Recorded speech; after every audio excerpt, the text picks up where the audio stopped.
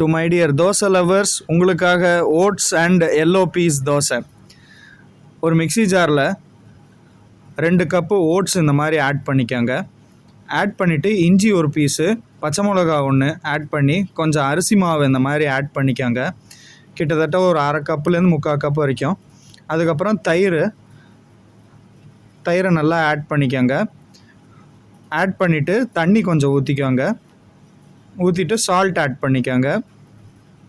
Add பண்ணிவிட்டு இந்த வேக வச்ச எல்லோ பீஸ் ஆட் பண்ணிக்கோங்க. ஆட் பண்ணி இந்த மாதிரி அரைச்சிட்டிங்கன்னா மாவு ரெடி. அவ்வளோதான், ஈஸியாக முடிஞ்சிச்சு பாருங்கள். இதை ஊற வச்சு அரைச்சி இந்த கதையே கிடையாது. அப்புறம் தோசை கல்லில் வச்சு இந்த மாதிரி ஊற்றிடுங்க. ஊற்றிட்டு லைட்டாக அந்த மாதிரி ஸ்ப்ரெட் பண்ணி விட்டுட்டு கொஞ்சமாக எண்ணெய் ஊற்றி இப்படி ஒரு திருப்பு அப்படி ஒரு திருப்பு போட்டு உங்களுக்கு பிடிச்ச சட்னியை போட்டு இந்த மாதிரி அழகாக 2 தோசை வச்சு சாப்பிட்டா